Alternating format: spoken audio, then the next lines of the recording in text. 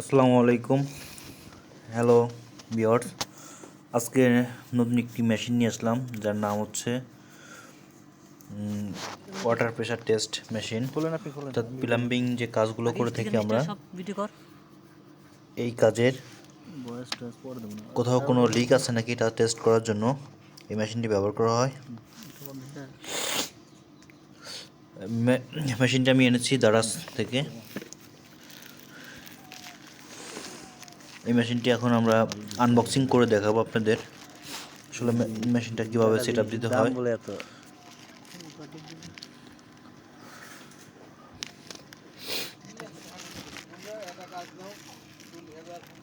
মেশিনের নাম হচ্ছে ওয়াটার লিকেজ টেস্ট পাম্প।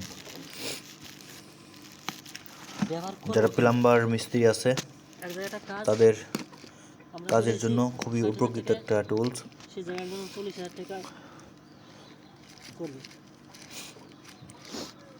এই মেশিনটি দাম কত পড়ছে সেটা জানতে চাইলে অবশ্যই কমেন্ট করবেন এবং আমার চ্যানেলটাকে অবশ্যই সাবস্ক্রাইব করবেন।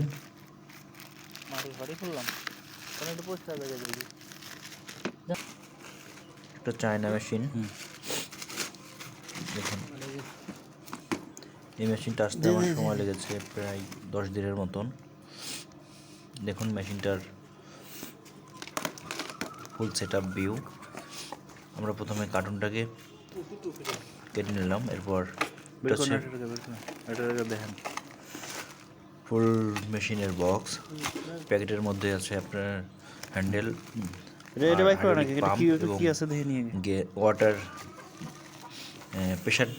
প্রেশার গেজ মিটার, যার মাধ্যমে আমরা প্রেশারটাকে টেস্ট করতে পারবো কতটুকু প্রেশার আমরা দিলাম এবং কতটুকু প্রেশার কমলো। দেখতে পাচ্ছেন এটা হচ্ছে মেইন মেশিন। মেইন ঘোরানো যায়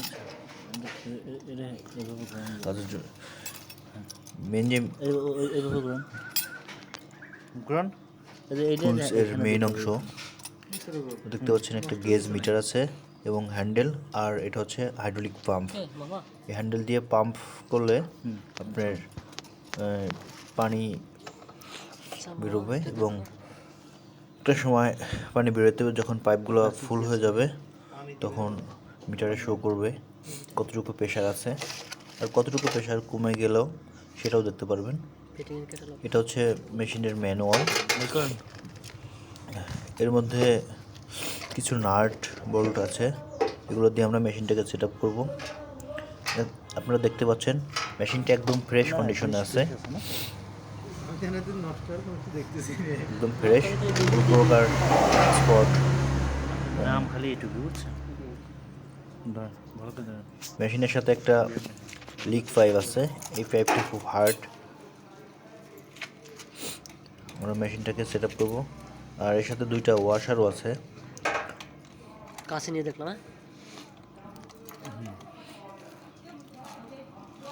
এই মেশিন দিয়ে কীভাবে পানির প্রেশার টেস্ট করবেন সেটা দেখতে চাইলে আমার চ্যানেলের পাশে থাকবেন। পরবর্তীতে প্রেশার টেস্টের ভিডিও দেওয়া হবে।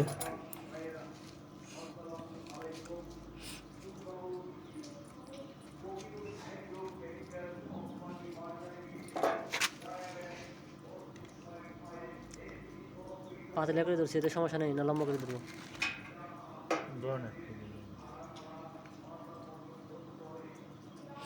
এই মেশিনটি 2.5 লিটার্স পানি ধারণ ক্ষমতা।